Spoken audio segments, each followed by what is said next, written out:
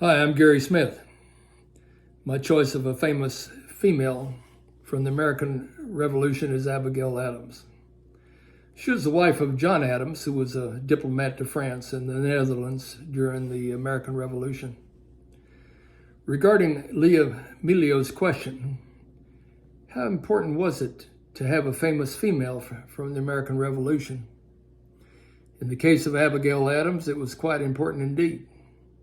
Her contribution to the American Revolution consisted of the sacrifice she endured of long separations from her husband and holding their family and finances together while her husband was absent for years as a diplomat to France.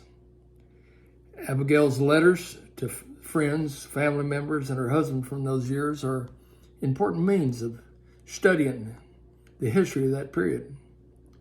3 articles that I used as sources about Abigail Adams were written by Edith Gale. And one interesting article that Edith Gale wrote focused on letters Abigail and Mercy Otis Warren wrote to each other. Gale indicated that no 2 women are more historically associated with the era of the American Revolution than Abigail Adams and Mercy Otis Warren. Of the thousands of soldiers and statesmen separated from their families by the American War of Independence, few were gone as long as John Adams. Adams spent most of the decade from 1774 to 1784 away from his wife and family. In the absence of her husband John, Abigail had to manage things at home. Prior to the war, the family income had come from 2 sources: John's lucrative law practice and his farm at Braintree, Massachusetts. Large parts of the farm were rented to tenants. When John's law practice disappeared with the advent of the war, the only sources of income were the farm and money from his governmental salary that John was able to spare from his own expenses. The responsibility for managing the farm fell directly to Abigail. Abigail became an investor in John's absence. And during the American Revolution, the United States government and the 13 states funded their armies, partly by selling war bonds, which Abigail purchased. Abigail was convinced that the bonds were a better investment than farmland, which John wanted her to buy. Woody Holton wrote an article about Abigail's bond purchases, which I used as a source.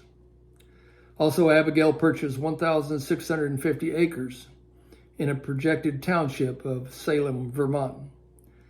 The closing years of the Revolution saw speculative frenzies like this as land brokers staked claims to former Indian territories. Also, to make ends meet, Abigail became a merchant.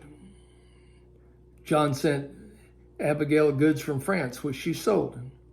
As it became apparent that John could provide European goods without too much trouble, he began sending her more. In 1784, Abigail sailed to Europe to join John and their son, John Quincy Adams, who had gone to Europe with his father. Abigail spent 4 years in Europe, and the family returned to America in 1788. John was elected Washington's vice president for 2 terms, and then became president for 1 term after George Washington.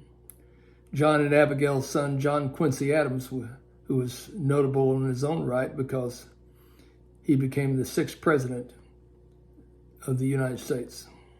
Thank you very much.